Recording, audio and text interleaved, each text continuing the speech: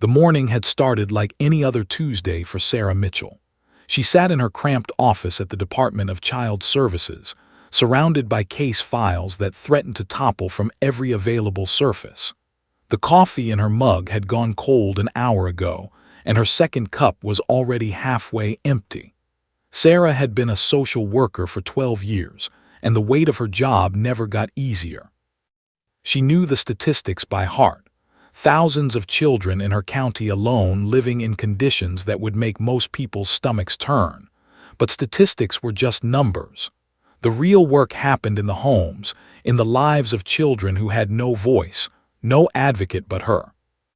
This particular Tuesday, Sarah had 3 home visits scheduled. The first 2 were routine follow-ups with families she'd been monitoring for months, parents struggling with poverty and circumstance, but genuinely trying to create stable environments for their children. These visits often reminded her why she did this work. She'd see a mother stretch resources impossibly thin to provide a decent meal, or a father working 2 jobs to keep a roof over his family's head. These families broke her heart in a different way, not from their failures, but from their impossible circumstances. But the third case on her clipboard was different. It was new, referred by a neighbor who'd called in an anonymous tip. "Something's not right with the little girl in 302, the caller had said cryptically. That was all Sarah had to go on. No prior history, no documented concerns, just the uneasy feeling of a concerned neighbor who'd noticed something amiss. Sarah had called ahead as she always did, but nobody answered. She'd tried 3 times. This was always a red flag. Either the phone wasn't working, or someone was deliberately avoiding her. Either way, it meant she needed to show up in person. The apartment complex on Maple Street was exactly what Sarah expected. A crumbling relic of the 1970s with peeling paint, broken windows patched with duct tape, and a parking lot filled with abandoned cars. Children played in the street without supervision, something that would have horrified the middle-class mothers Sarah sometimes counseled. But this was normal here. Kids learned independence early because neglect was often mistaken for freedom. Sarah climbed the exterior stairs to the 3rd floor, her heart already beginning its familiar anxious drumming. She'd learned to trust her instincts over the years. Right now, her instincts were screaming. Apartment 302 was at the end of the hallway. The door was slightly ajar and Sarah could smell it before she even knocked, a thick putrid stench that seemed to emanate from the apartment itself. It was a combination of smells: rotting food, mold, human waste, stale cigarette smoke, and something else she couldn't quite identify but knew meant trouble. Sarah knocked firmly, announcing herself. "Department of Child Services," she called out. "I have an appointment." It was a small lie, but a necessary one sometimes. If nobody answered, she had protocol for this too. After a long moment, she heard movement inside, shuffling, a muffled curse.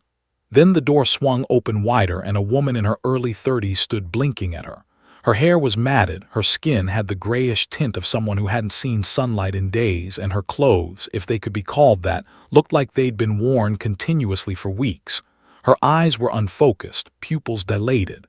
Sarah recognized the signs immediately: active substance abuse.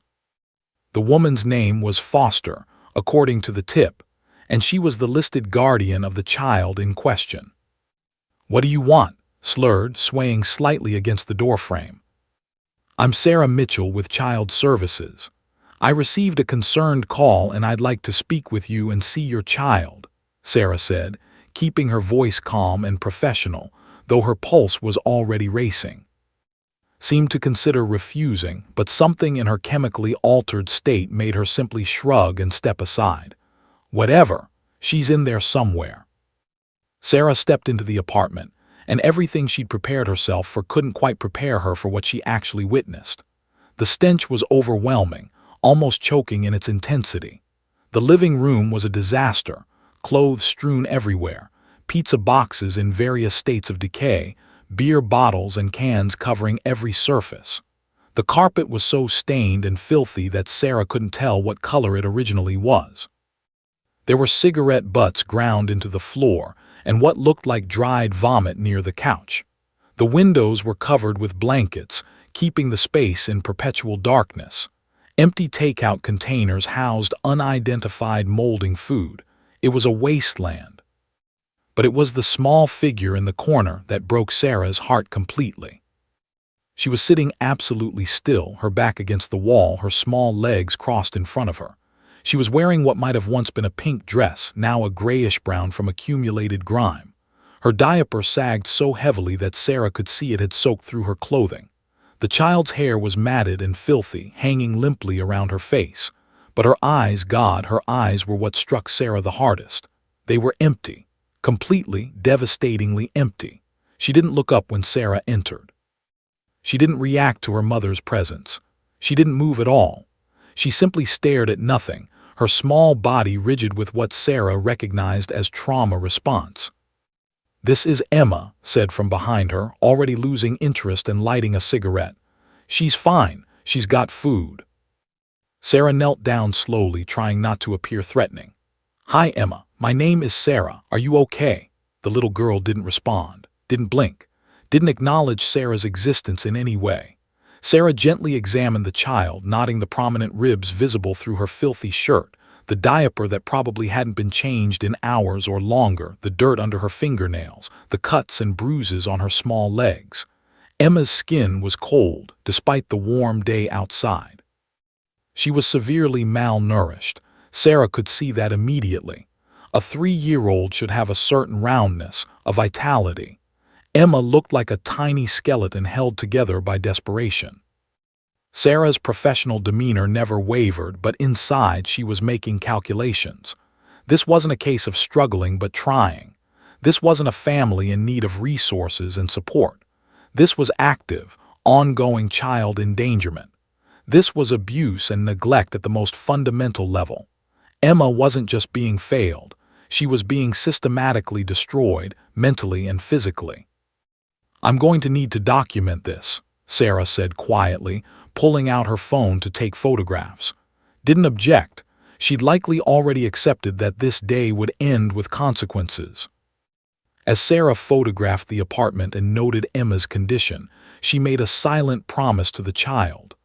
"I'm going to get you out of here, Emma. I don't know how long it will take, but I promise you, this is not where you're going to stay." Little Emma's eyes remained fixed on nothing, but Sarah wondered if somehow, deep in that traumatized mind, the child could sense that help was finally coming. Sarah's hands trembled as she continued her work. She knew what came next would be difficult, painful, and necessary. She knew that what happened in the next few hours would set Emma's entire future on a completely different trajectory. This was the moment everything changed. The emergency removal of Emma from her mother's home had taken exactly 47 minutes from the moment Sarah made the call. 2 police officers, a pediatrician from the emergency department, and a child protective services supervisor had all converged on apartment 302 like a coordinated rescue mission. Had offered no resistance. In fact, she seemed almost relieved, as if she'd been waiting for someone else to take the burden she could no longer carry. Emma was transported directly to County Hospital, where she was admitted for observation and medical evaluation. Sarah had followed the ambulance, her mind racing with everything that needed to happen next. The paperwork alone would be staggering. The police report, the CPS forms, the medical documentation, the mandatory calls to the prosecutor's office to discuss potential criminal charges against. But first, there was Emma. The pediatrician's preliminary assessment had been grim. Emma was severely malnourished. Her weight was that of a child half her age. She had signs of repeated infections that had gone untreated. Her development was significantly delayed. Most concerning was her psychological state. The child hadn't spoken a single word since arriving at the hospital. The pediatrician documented signs of severe emotional trauma and possible dissociation. Sarah sat in the hospital waiting room holding that report in her hands, feeling the full weight of failure. Not her failure, but society's failure. The system's failure. Emma should never have been in that apartment for this long. There should have been more checkpoints, more safeguards, more interventions before it reached this crisis point. 3 days after Emma's removal, Sarah received a call that changed everything. Attorney, a woman named whom Sarah recognized as one of the more aggressive defense lawyers in the county, was filing motions to have Emma returned to her mother's custody pending a full hearing. Claimed that had been undergoing treatment voluntarily, that she'd been making progress, that the apartment conditions were temporary and related to a recent crisis, rather than ongoing neglect. She portrayed as a sympathetic figure, a struggling single mother caught in the grips of addiction, who deserved a real chance at recovery and reunification with her daughter. Sarah was stunned. She called her supervisor immediately. "They're filing for reunification. Emma can barely walk. She doesn't speak. She was living in filth. How is that even legal?" Her supervisor, a woman named Ms. who'd been doing this work for 20 years, sighed heavily. "It's always legal, Sarah. That's the problem. The law tries to balance parental rights with child safety. Theoretically, it's a good balance. In practice," she trailed off, not needing to finish the thought. They both knew how it worked. Good lawyers could spin almost any narrative. Addiction could be presented as a disease, a medical condition rather than a character flaw. Poverty could be used as an excuse. The temporary nature of treatment programs could be highlighted. And always, the cultural preference for biological families would weigh heavily in the decision-making process. "We have 2 weeks, Ms. continued. That's when the hearing is scheduled. You need to prepare your documentation, everything. Every observation, every photograph, every medical report. And Sarah, be prepared for this to go either way. The judge could rule for family reunification with services, or she could order continued placement in protective custody. It's going to depend on who presents the more convincing case." The next 2 weeks were a whirlwind of activity. Sarah visited Emma daily at the foster home where she'd been placed, a comfortable, clean house belonging to Carol, a foster mother with 2 decades of experience and a heart as big as the ocean. Carol had taken one look at Emma and seemed to understand immediately what this child needed. She started slowly, allowing Emma space, not forcing interaction, just providing safety and consistency. Meanwhile, Sarah documented everything. She obtained copies of all medical reports. She interviewed the neighbor who'd called in the tip, a retired nurse named Mrs. who revealed that she'd been concerned about Emma for months but hadn't known how to report it. She gathered photographs of the apartment, the conditions, the filth. She compiled a timeline of Emma's deterioration as observed during previous visits to the complex by other social workers over the past year. The picture that emerged was damning. This wasn't a sudden crisis. This was months, possibly years, of ongoing neglect and abuse. But then came the media storm. A local news station picked up the story. Not as a story about child welfare failure or systemic problems, but as a story about a struggling mother fighting for her child. They interviewed cleaned up, articulate, clearly coached by her attorney in her new apartment. She'd managed to relocate quickly, Sarah noted bitterly. Wept as she talked about her addiction, her journey through recovery, her desperate love for her daughter. She spoke about how the system was cruel and unforgiving, how mothers shouldn't be punished forever for their mistakes, how family reunification should be the priority. The story went viral on local social media. Comments flooded in. Some were supportive of CPS and Sarah's work, but many, far too many, sided with, "Everyone deserves a second chance," they wrote. "Addiction is a disease. The system is too harsh on mothers. Family should stay together." Sarah read these comments while sitting at home late at night, her stomach churning with anxiety and frustration. She tried to explain to her family what was happening. "This isn't about being harsh," she told her sister. "This is about a child who was suffering, a child who couldn't speak, couldn't function, is sympathetic, yes. She's struggling with addiction, absolutely. But none of that changes what Emma endured." The week before the hearing, Sarah attended a public hearing at the county commissioner's office, where community members were invited to speak about child welfare services. It was supposed to be about budgetary concerns, but it became a forum for people to voice their opinions about Emma's case. Even though her name had been changed in the media for legal reasons, everyone knew who they were discussing. Sarah sat in the back of the room, listening to person after person speak about the importance of family preservation, about not breaking up families, about giving parents chances to recover. She heard very few people talk about Emma herself, about what the child had experienced, what she needed, what her future looked like. That night Sarah went to see Emma at Carol's house. The foster mother had been working with the child gently, and there had been small improvements. Emma now made eye contact occasionally. She'd eaten better. She seemed less frozen, but she still barely spoke. Sarah sat on Carol's floor, watching Emma play with blocks, and something in her hardened. She thought about the media campaign, about the judge who would make this decision in 1 week, about all the forces arrayed against protecting this small child. "I won't let them take you back there," Sarah whispered to Emma, though the child couldn't hear her. "Whatever it takes, I'm going to protect you." The hearing loomed ahead like a storm cloud on the horizon. Everything was about to change again. The courthouse was an imposing structure of gray stone and marble, built in the 1950s when someone had believed that justice should look intimidating. Sarah arrived early on the morning of the hearing, her hands clutching a folder containing every document, photograph, and report she'd compiled over the past 2 weeks. She wore her best suit, a conservative gray ensemble that she hoped conveyed professionalism and credibility rather than emotion or bias.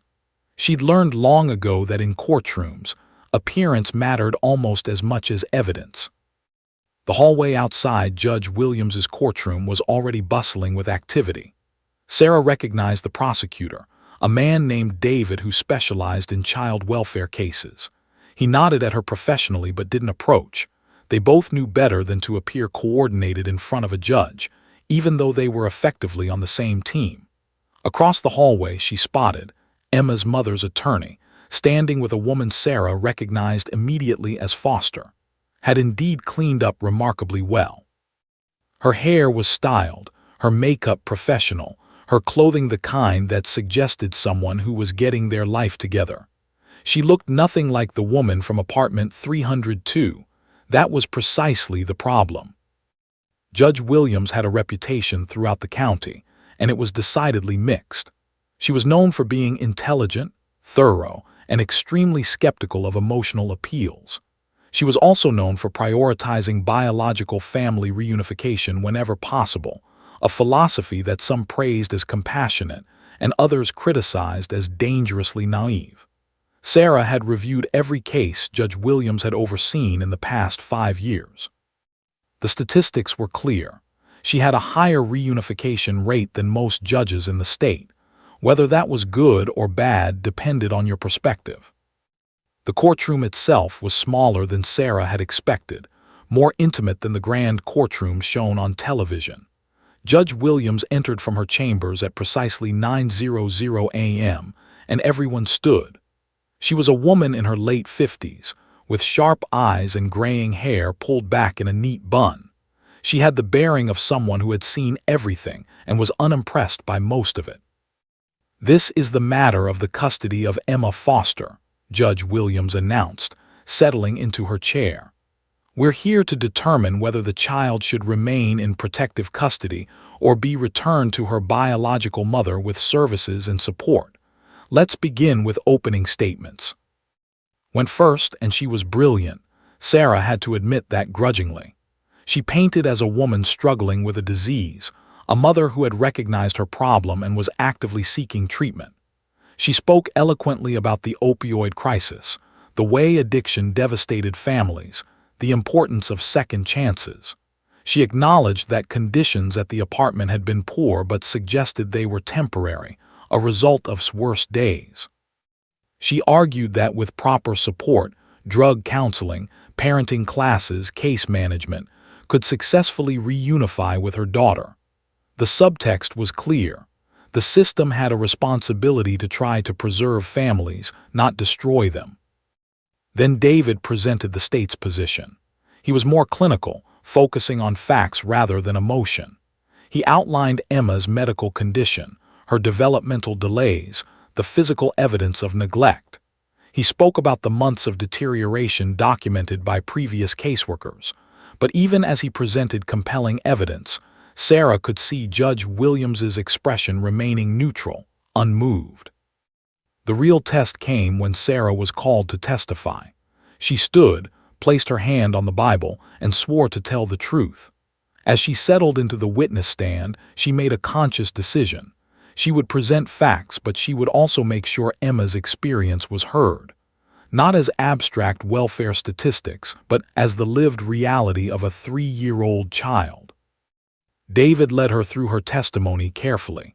Sarah described her initial home visit, the stench, the filth, the complete lack of basic care. She described Emma's condition in clinical but unflinching detail, the severe malnutrition, the psychological withdrawal, the signs of trauma. She presented photographs that made several people in the courtroom wince.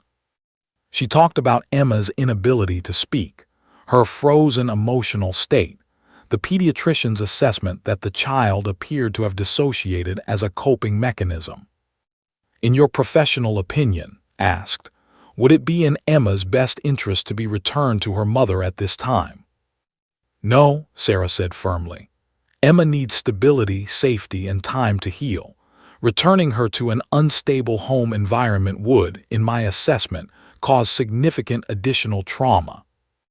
Then came the cross-examination with. The attorney was skilled, and her strategy became clear quickly. She wasn't trying to dispute the facts. She couldn't. The evidence was too overwhelming. Instead, she was trying to undermine Sarah's credibility and paint her as biased. "Isn't it true, Ms. Mitchell, that you entered my client's home with preconceived notions about her based on a single anonymous call?" asked sharply. "I responded to a report of concern," Sarah replied carefully. "A report from someone who didn't even identify themselves, someone who simply called and made accusations." "I documented what I observed," Sarah said, keeping her voice steady despite her rising anxiety. "Isn't it also true that you have a documented bias against parents struggling with addiction?" pressed. She pulled out a file, Sarah's own case notes from previous cases. "I see here that you've recommended removal in 87% of cases involving substance-abusing parents. Don't you believe in rehabilitation? Don't you believe people can change?" Sarah felt her face flush. "Yes, I believe people can change, but my primary responsibility is to the child's safety. Emma was living in conditions of severe neglect. That's not about my bias, that's about documented facts. Yet you haven't given my client an opportunity to demonstrate that change, have you? You're asking this court to permanently separate a mother and daughter based on her worst moments rather than her potential for recovery." It was a masterful argument, and Sarah could see it landing with Judge Williams. The judge's expression, while still neutral, seemed to be leaning slightly toward considering's perspective. By lunchtime, Sarah felt demoralized. She sat in the courthouse cafeteria, unable to eat, reviewing her testimony in her mind. She presented facts, but facts seemed less persuasive than the narrative had woven, a narrative of hope, redemption, and second chances. Yes, had failed. But hadn't she also demonstrated commitment to recovery? Wasn't reunification the stated goal of the child welfare system? Carol, Emma's foster mother, joined Sarah at her table. Carol had attended the hearing and was visibly upset. "They're going to give that woman another chance, aren't they?" Carol said quietly. "I can see it in the judge's face, and Emma will be destroyed all over again."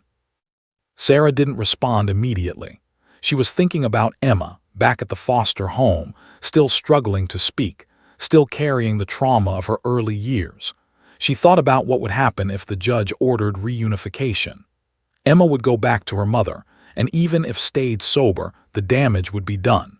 The child would lose the stability Carol had provided. She would lose the consistency and safety she was only beginning to understand. "The hearing isn't over," Sarah said finally. "Closing arguments are this afternoon. There might still be time. But as she said it, she didn't quite believe it. She could feel the momentum shifting, and she had no idea what could possibly shift it back. The afternoon session was about to begin, and Sarah had a terrible feeling that everything she'd worked for, everything Emma needed, was about to slip through her fingers. The afternoon session resumed at 1:30 p.m., and Sarah sat rigidly in her chair, every muscle tense with anticipation. Judge Williams had called a recess for lunch, and during that break, David had pulled Sarah aside to discuss strategy for closing arguments. He was worried. She could see it in the way his jaw clenched, the tightness around his eyes. The morning had not gone as well as they'd hoped. "The judge is sympathetic to the reunification argument," had said quietly. "Framed this perfectly. Is remorseful, she's in treatment, she's motivated by love for her daughter. It's a powerful narrative. We need something to shift the momentum, or I think we're going to lose this." Sarah had nodded numbly, unable to think of what that something could be. The facts were already there. The photographs were stark. The medical reports were conclusive. What more could they possibly do? As the afternoon session began, the courtroom seemed more crowded than it had been in the morning. Word had spread through the courthouse about this case: the sympathetic mother battling addiction, the protective state, the struggling child caught in the middle. People lined the gallery, including several reporters from local news stations. Even Mrs., the neighbor who had called in the original report, had returned to observe. Judge Williams called for closing arguments, stood and delivered what could only be described as in persuasive advocacy. She spoke about the disease of addiction, about how it wasn't a moral failure but a neurological condition. She talked about the thousands of families being separated every year by an overzealous system that didn't believe in redemption. She painted a picture of a future where, sober and supported, could provide a loving home for Emma.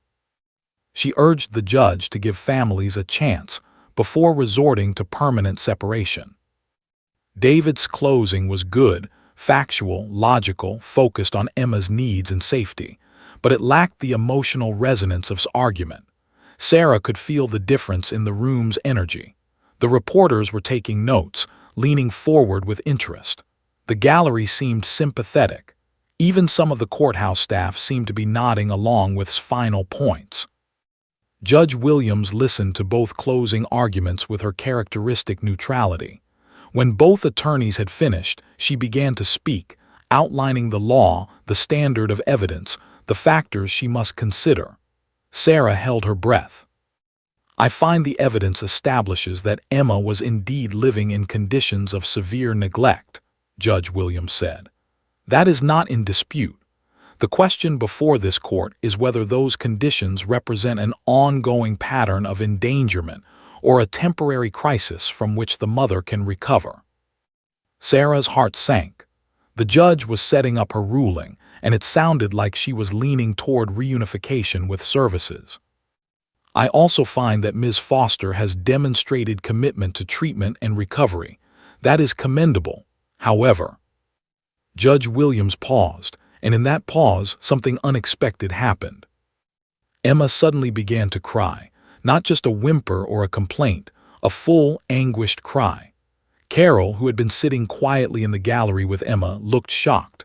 The child had been mostly silent, still withdrawn for the past 3 weeks. Now, suddenly, she was sobbing as if her heart was breaking. Everyone in the courtroom turned to look.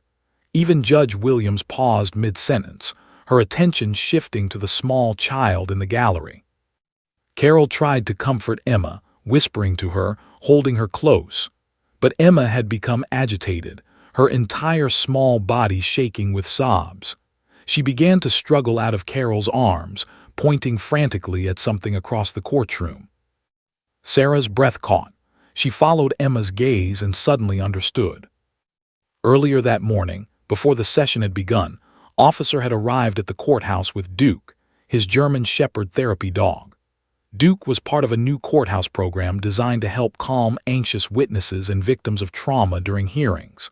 The dog had been introduced to the attorneys and the judge as part of the courtroom protocol. Officer was standing near the entrance to the courtroom. Duke sitting calmly beside him in his official vest, a therapy dog accustomed to high-stress environments. Emma was staring directly at Duke. In the commotion of the afternoon session resuming, nobody had noticed the dog initially. But Emma had. And something about Duke, perhaps his calm presence, perhaps some instinctive understanding that this animal represented safety and care, had triggered a response in the traumatized child. "Mama," Emma cried out, still struggling, still pointing. "Mama dog, mama dog." The courtroom fell into stunned silence. Sarah felt tears spring to her eyes. She understood immediately what was happening.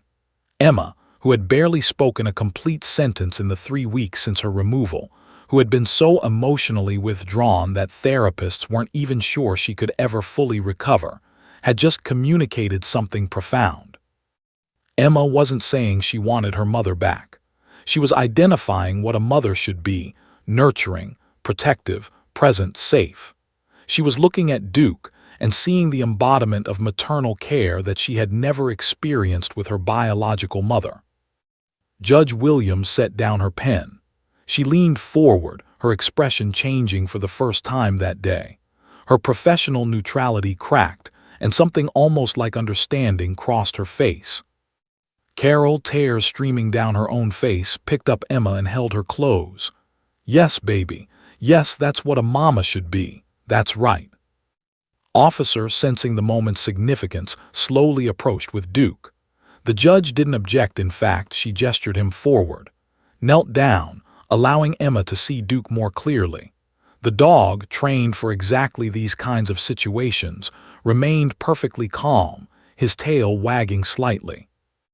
Emma reached out her small hand, and Duke moved gently closer, allowing the child to touch his soft fur. Emma's sobs slowly transformed from anguished crying into something quieter, something almost like relief. She pressed her face against the dog's neck, holding on as if Duke was an anchor keeping her from drowning. Sarah watched Judge Williams watch this exchange. The judge's face was unreadable, but something had shifted fundamentally in the room. The narrative had changed. It was no longer an abstract legal argument about family reunification and second chances. It was a 3-year-old child identifying what love should feel like. Had gone pale. She glanced at her client, whose face showed a dawning realization of what her daughter had just revealed about their relationship. Sarah realized she was holding her breath. Everything, absolutely everything, was about to change. Judge Williams gestured for Officer to give Emma a moment with Duke. Then she leaned back in her chair, her expression grave and thoughtful. She looked then at Sarah, then back at Emma, who was still holding onto the dog like he was the only solid thing in a world that had been terrifyingly unstable. "I think we need to take another recess," Judge Williams said quietly. "There's something important that just happened in this courtroom, and I need time to consider what it means." As the courtroom began to empty, Sarah realized that no legal argument, no photograph, no medical report could have conveyed what Emma had just communicated in those simple words and that profound gesture. A child's innocent identification of what maternal love should be had just done what pages of testimony could not. The storm was about to break, and nobody could predict which way the wind would blow. The recess lasted 45 minutes. Sarah spent the time sitting in a small conference room with David, neither of them speaking much. They both understood that something fundamental had shifted in the courtroom, but neither could predict with certainty what Judge Williams would decide. The law was complex. Judicial discretion was vast. What they'd witnessed could be interpreted multiple ways: as a child's genuine revelation, or as an emotional outburst that didn't necessarily reflect the best path forward for Emma's future. "That was something," finally said, breaking the silence. "I've been practicing family law for 18 years, and I've never seen anything quite like that." "The judge was affected by it," Sarah said. "I could see it in her face." "Yes, but will it change her legal ruling? That's the question," rubbed his temples. will argue that Emma was just having a moment, that children are unpredictable, that emotional outbursts don't reflect stable custody decisions, and technically she wouldn't be wrong. But, he trailed off, unable to finish the thought. Sarah nodded. She understood the legal complexity, but she also understood what she'd witnessed. A 3-year-old child, severely traumatized and mostly nonverbal, suddenly finding her voice to communicate something essential about her needs. That wasn't just an emotional moment. That was a child speaking her truth. In the hallway outside the courtroom, Sarah spotted Foster sitting alone on a bench, her head in her hands. For a moment, Sarah felt something unexpected. Compassion. Was a victim too, a victim of her own addiction, of circumstance, of the impossibly difficult position of being a parent while battling demons she couldn't control. But that compassion didn't change what Sarah knew to be true. Emma's needs had to come first. At 2:25 p.m., the courtroom doors opened and everyone was called back inside. Judge Williams looked different now, less neutral, more determined. She had the bearing of someone who had made a difficult decision and was prepared to stand by it. "This court will come to order," Judge Williams announced, settling back into her chair. She spent several minutes outlining the legal framework, discussing case law about balancing parental rights with child protection, talking about the preference for family preservation, while acknowledging the paramount importance of child safety. Then she got to the heart of her ruling. "I have carefully considered all testimony, evidence, and documentation in this matter," Judge Williams said, her voice steady and authoritative. "The facts establish unequivocally that Emma Foster was living in conditions of severe neglect. The medical evaluation confirms significant developmental delays and signs of emotional trauma. The photographic evidence documents conditions that no child should endure." Sarah felt her heart racing. This sounded like the judge was about to rule for continued protective custody. "I have also considered Ms. Foster's demonstrated commitment to treatment and recovery," the judge continued. "I do not discount the genuine motivation she has shown to reclaim her life and reunify with her daughter. However, commitment to recovery and actual recovery are two different things. And more importantly, commitment to recovery is not the standard by which custody decisions are made. The standard is what is in the best interest of the child." Judge Williams paused, letting that statement settle in the courtroom. "What occurred in this courtroom approximately 1 hour ago was, in my assessment, highly significant," the judge continued. "A child who has been essentially nonverbal since her removal from an abusive environment suddenly expressed herself with clarity. When presented with a symbol of nurturing care, in this case, a therapy dog, Emma Foster identified it as Mama. She did not identify her biological mother in the gallery as Mama. She identified an animal known for unconditional love and protective presence, as representing what she understands a mother should be." Shifted uncomfortably in her chair, Sarah could see her mentally preparing arguments about the unreliability of a child's momentary emotional reaction. "Some might argue," Judge Williams said, as if reading thoughts, "that this was merely an emotional outburst, the unpredictable reaction of a traumatized child. However, I believe this was something far more significant. This was a child communicating her truth. A child who cannot yet fully articulate her needs nevertheless succeeded in expressing something profound about what she requires to heal: consistency, safety, nurturing presence." The judge looked directly at, and Sarah saw the moment the other woman fully understood what was about to happen.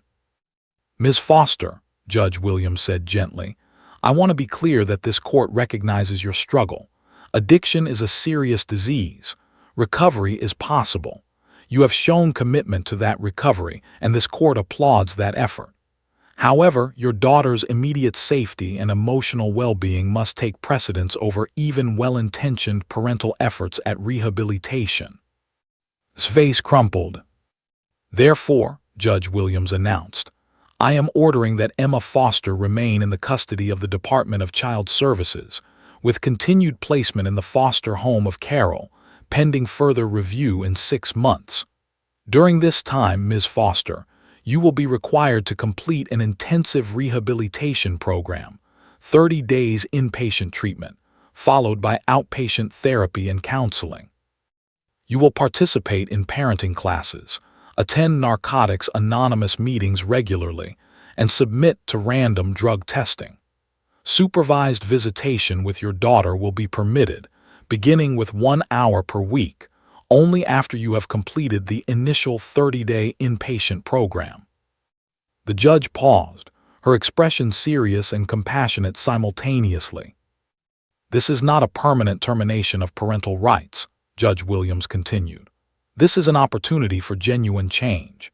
If you complete your program with demonstrated success, if you maintain sobriety, if you genuinely transform your life, then in 6 months, this court will revisit the possibility of expanded visitation and eventual reunification.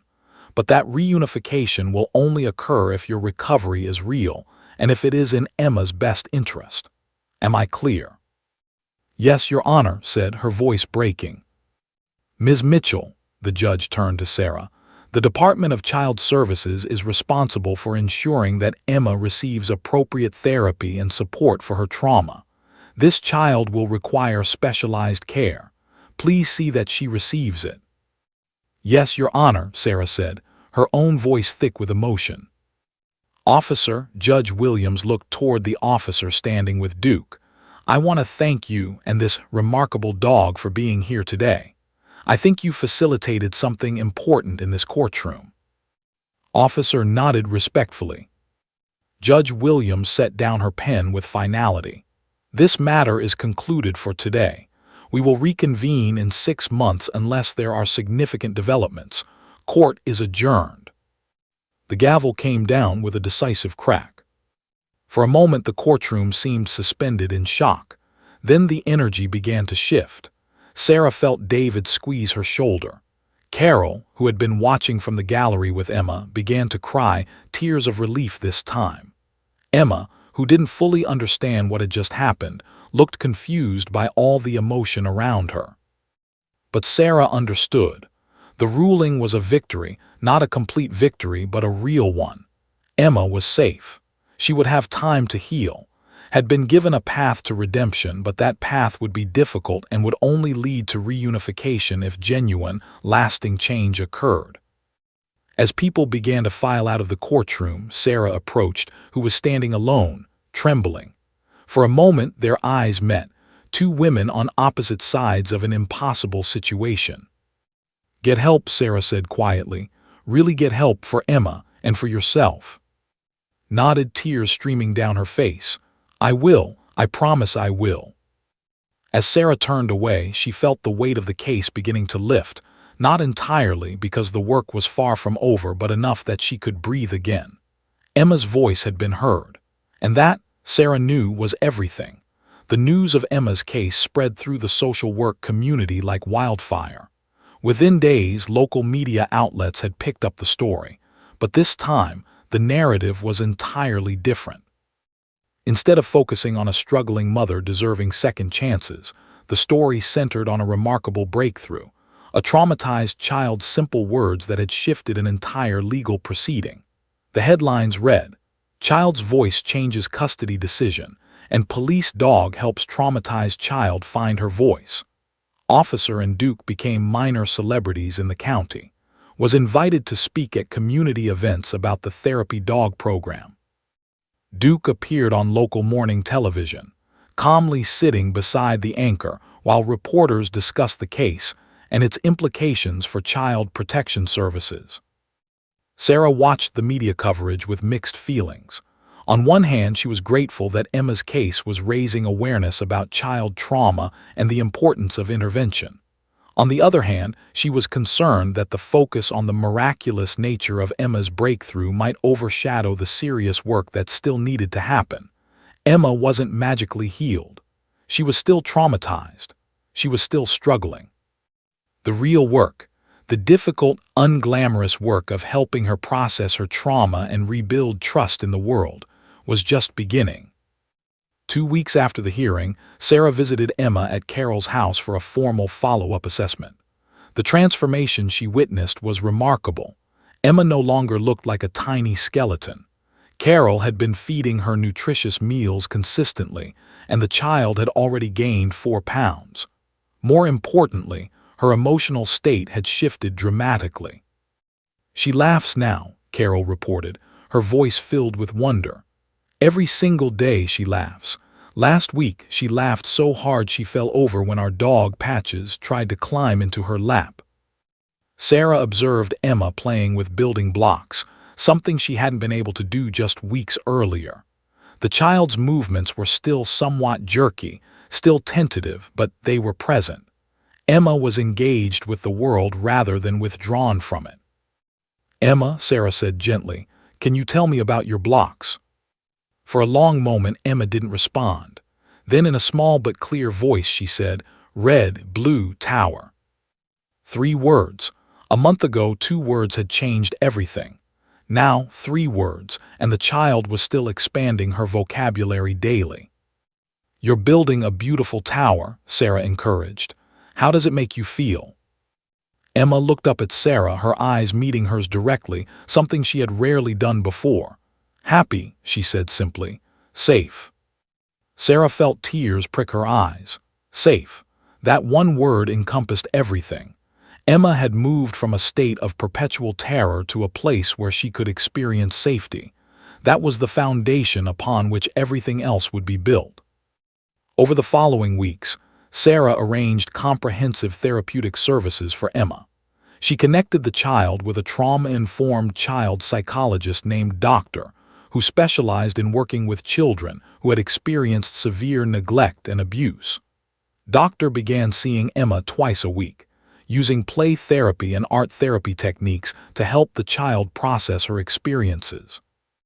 The sessions were slow. Trauma didn't heal on a timeline, but they were effective. Through art, Emma began expressing things she couldn't yet articulate verbally. She drew dark scribbles, which Doctor explained represented her fear and pain. Then, gradually, the drawings began to include colors, reds and yellows that Doctor identified as Emma beginning to feel hope and warmth. Carol, who had proven to be an exceptional foster mother, kept detailed records of Emma's progress. The child's sleep improved. She still had nightmares occasionally, but they became less frequent.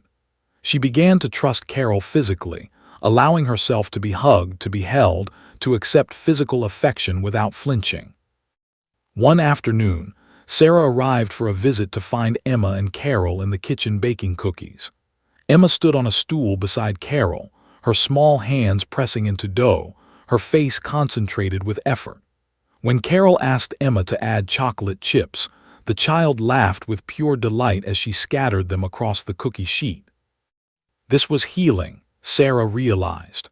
Not in dramatic breakthroughs or courtroom moments, but in small, ordinary moments.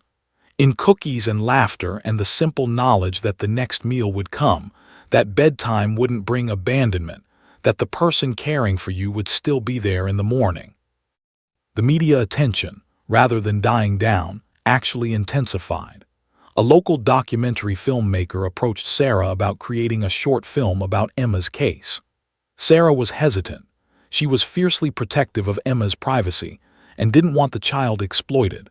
But the filmmaker assured her that the focus would be on the therapeutic process and the importance of trauma-informed care rather than sensationalizing the case.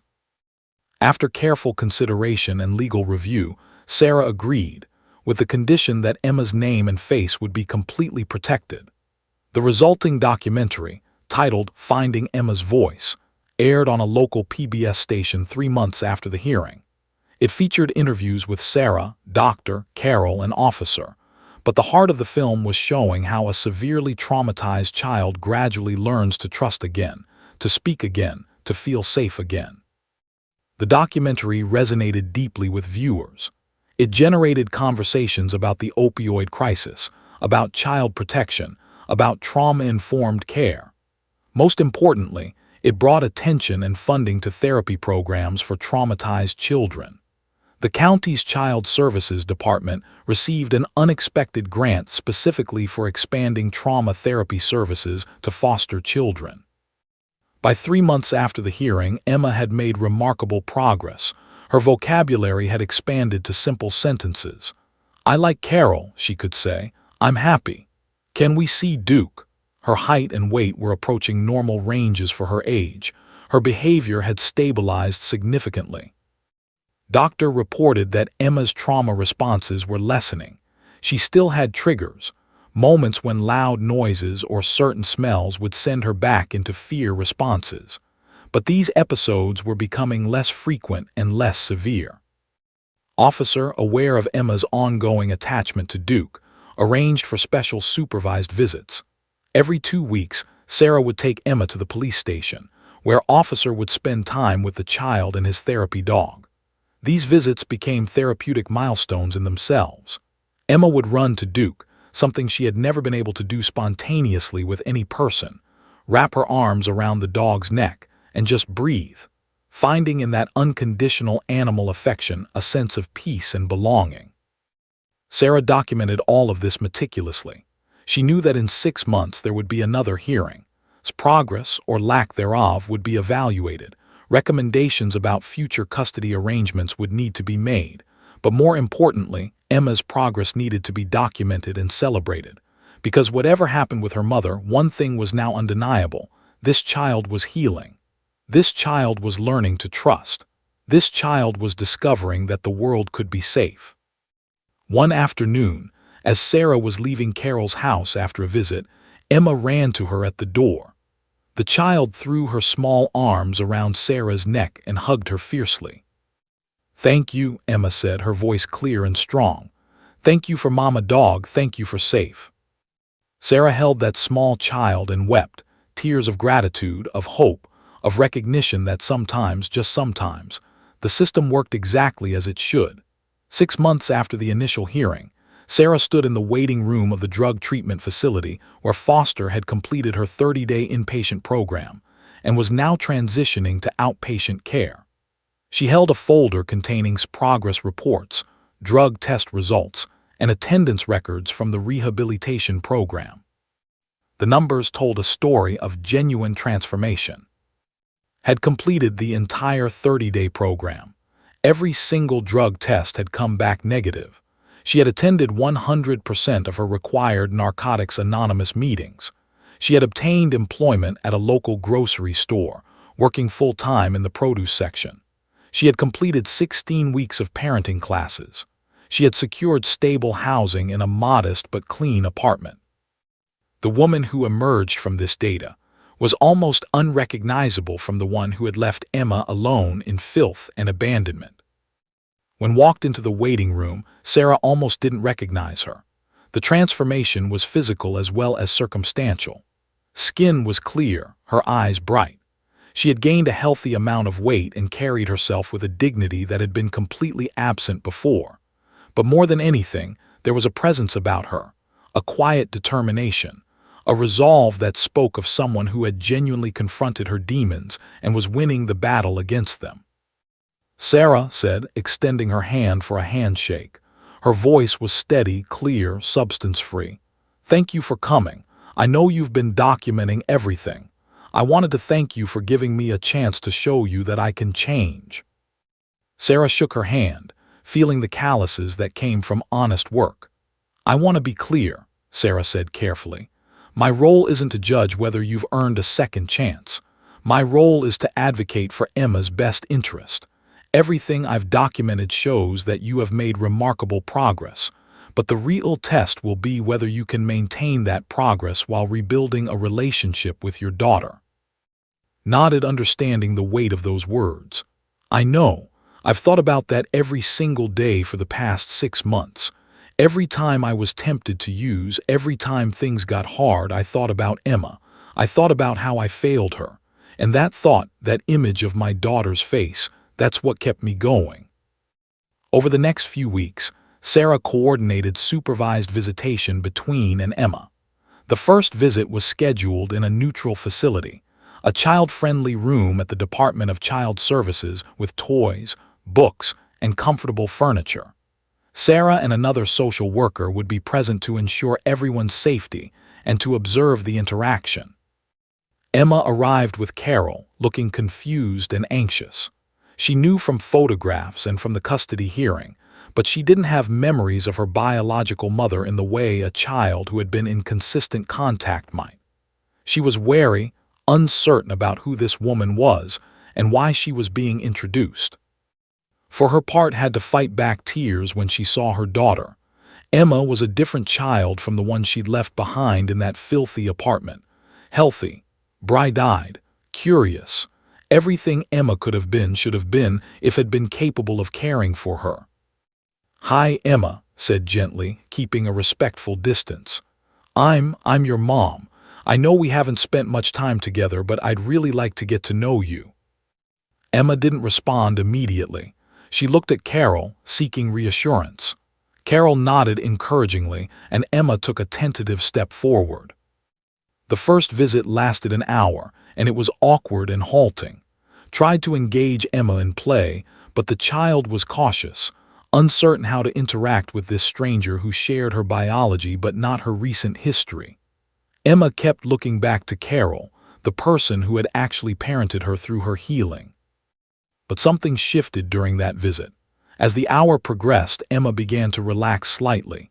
Didn't try to force connection. She simply sat beside her daughter, letting Emma dictate the pace.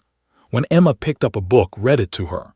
When Emma began stacking blocks, stacked them beside her. It was simple, respectful, and it created space for something that had never existed between them before: calm coexistence. "How was that?" Sarah asked afterward. "Humbling," said honestly.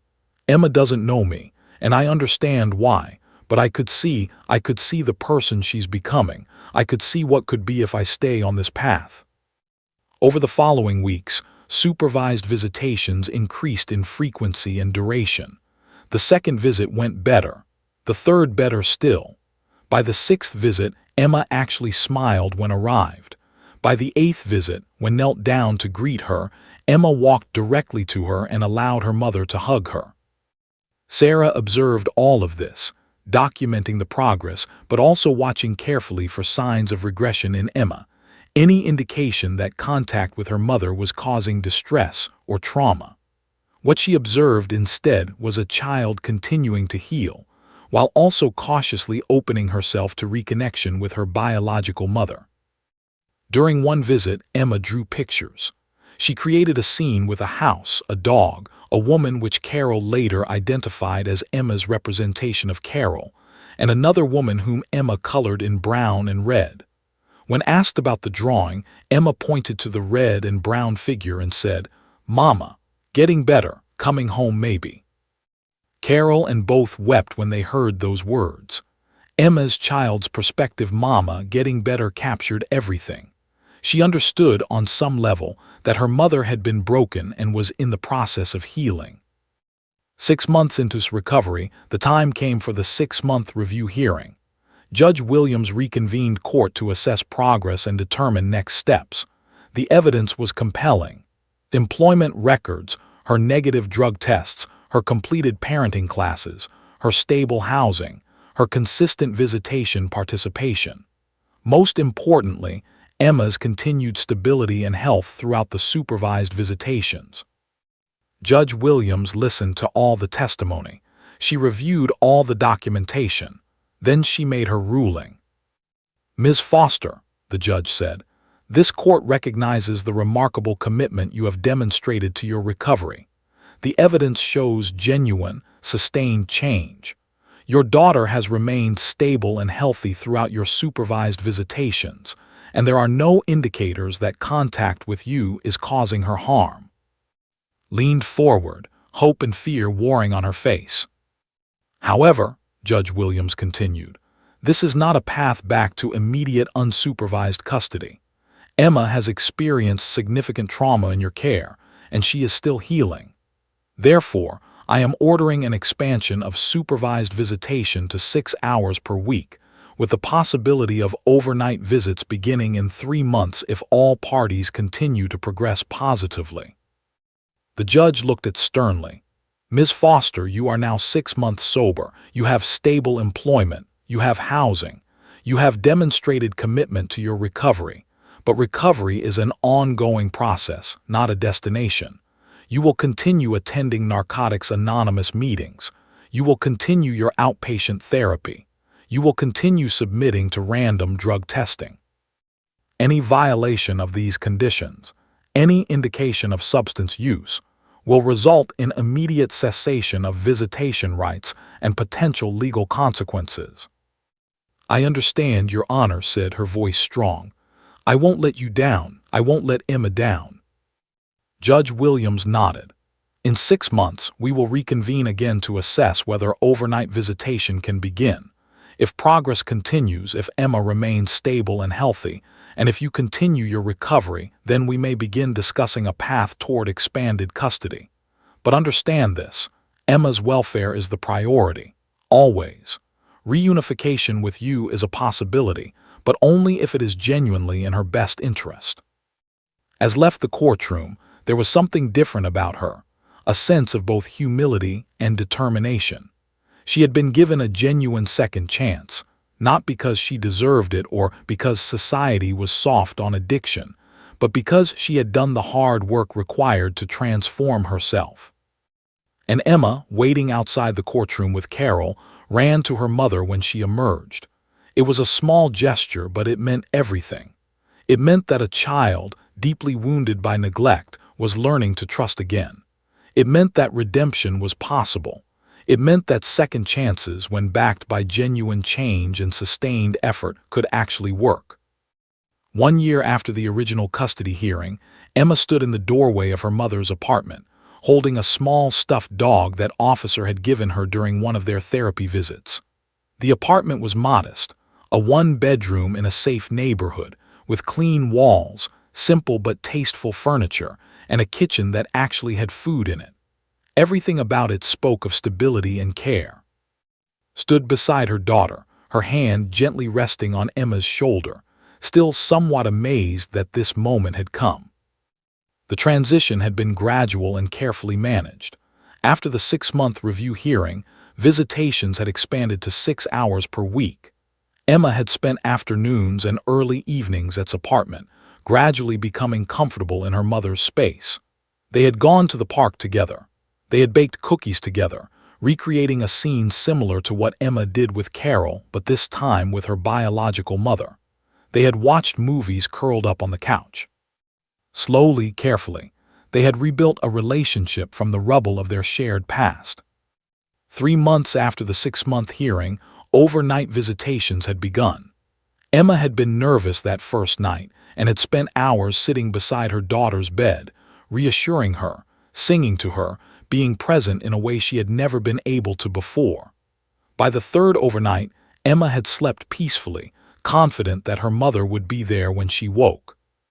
Judge Williams had reconvened court again at the 9-month mark. The evidence was overwhelming, had maintained her sobriety.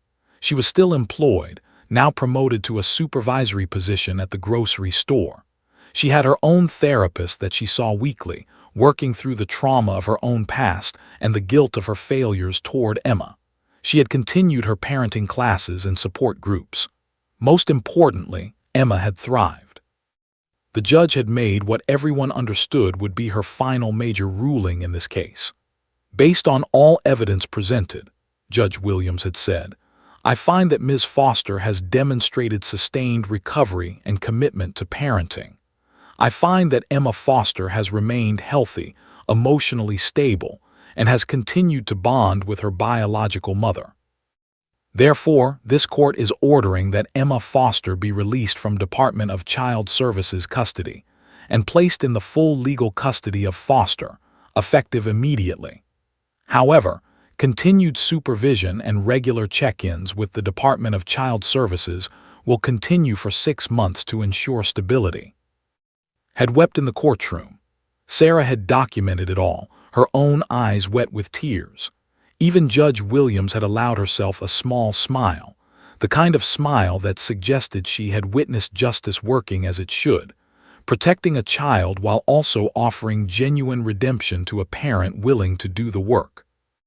Now, a week after moving in with her mother full-time, Emma was still adjusting to her new reality. She would continue attending several days a week, not because couldn't care for her, but because Emma had developed friendships there and continued therapy with doctor at the facility. But the nights and weekends would now be spent with her mother, building the foundation of a genuine mother-daughter relationship. "You ready for dinner, sweetheart?" asked, her voice gentle and patient, the voice of someone who had learned that parenting required presence, not perfection. Emma nodded and reached up to hold her mother's hand. They walked together into the kitchen, where had prepared Emma's favorite meal, pasta with butter and parmesan, green beans and fresh fruit. Nothing fancy, nothing complicated, but made with love and care. As they ate, Emma talked about her day, about finger painting about a friend named who had made her laugh, about a book Carol had read to her the night before during their goodbye visit.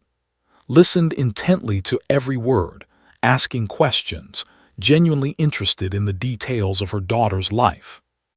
This was what had changed most fundamentally, had learned to listen, to be present, to prioritize her daughter's needs above her own demons. Across town, at the police station, officer was preparing for a community presentation about the therapy dog program. The documentation of Emma's case, with all identifying information protected, had become part of the program's official materials. Duke, now a minor celebrity in the community, would be featured prominently in the presentation. What Officer and Judge Williams and Sarah all understood, though they rarely articulated it explicitly, was that Emma's case had become a turning point in how the community thought about child protection, addiction recovery, and redemption. It had sparked conversations. It had changed funding priorities. It had influenced policy decisions at the Department of Child Services about trauma-informed care. Most importantly, it had validated what so many people had long believed, that children's voices matter, that even the smallest child has profound truths to communicate if we create safe spaces to hear them, that two simple words "mama dog" could say more about what a child needs than pages of legal arguments. Sarah continued her work at the Department of Child Services, but she carried Emma's case with her always. It reminded her why she did this work, why she fought so hard in cases that seemed impossible. She thought of Emma whenever she felt the weight of the system pressing down on her, whenever she encountered another case that made her want to give up. Carol, Emma's foster mother, had received a new placement, another traumatized child who needed healing and stability. But she stayed in contact with Emma, understanding that the bond she had formed with the child was precious and should not be severed simply because Emma no longer needed foster care. Carol attended Emma's preschool graduation. She brought gifts for Emma's 4th birthday. She was Aunt Carol now, a permanent part of Emma's life, a living symbol of the love and care that had carried the child through her darkest days. Meanwhile, had become something of an advocate herself. She began sharing her story at recovery programs, talking about how she had lost custody of her daughter due to her addiction, how she had done the work required to reclaim her life, and how that work had been worth every difficult moment. Her message was powerful precisely because it wasn't sanitized. She didn't minimize her failures or pretend that recovery was easy. She spoke honestly about how hard it had been, how many moments she had wanted to give up, how the knowledge of what her addiction had cost her kept her pushing forward. 1 year and 2 weeks after that pivotal courtroom moment, Sarah received an invitation to Emma's 4th birthday party. It was held at a small park, with Carol, Officer, and Duke, several of Emma's friends, and a carefully selected group of people who had been part of Emma's journey. Had organized it all, planning every detail with the care of someone who had learned the profound importance of showing up, of being present, of making moments special. Emma, wearing a pink dress with a big red bow, ran around the park with the kind of unself-conscious joy that only a child who felt genuinely safe could display. She threw her arms around Duke, whom she had not seen in several weeks. She hugged Carol. She laughed and played and ate cake and opened presents. She was, simply and beautifully, a normal, healthy, thriving child. When Emma saw Sarah arrive, she ran directly to her, threw her small arms around the social worker's legs and looked up at her with bright eyes. "Sarah," she exclaimed, "Mama made cake, with chocolate." Sarah knelt down and hugged this child who had once been so broken, so traumatized, so lost.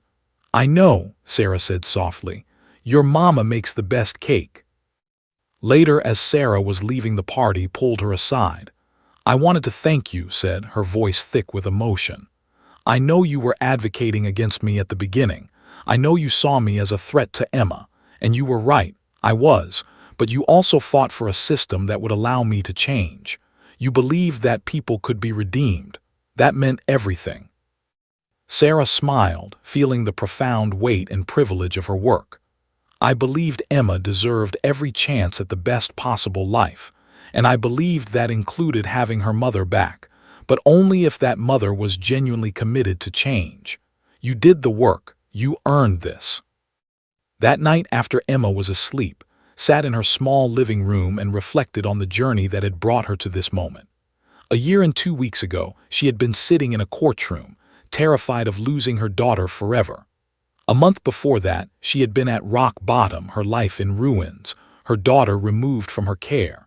And now, against odds that had seemed insurmountable, she was a sober mother raising a thriving child. It wasn't a fairy tale ending. Recovery was still an ongoing process. She still attended support meetings every week. She still saw her therapist. She still took life one day at a time, but it was real. It was hard one. It was hers. And across the city, in a small office at the Department of Child Services, Sarah closed the final report on Emma Foster's case.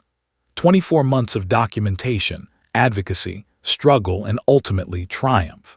She filed it away, knowing that this case would stay with her forever, a reminder that even in a broken system, when good people worked together and when a child's voice was truly heard, real change was possible. Emma's story would continue to unfold long after the case file was closed. She would grow up. She would have challenges and struggles that came from her early trauma. She would also have love, stability, and the knowledge that she had been fought for, protected, and ultimately given a second chance, just like her mother. And somewhere in a police station, Duke the therapy dog would continue his work, never knowing that his simple presence in a courtroom on one fateful day had changed the entire trajectory of a family's future. Because sometimes, the most profound changes come not from grand gestures or complex legal arguments, but from the unconditional presence of love, the authentic voice of a child, and the willingness of imperfect people to do better.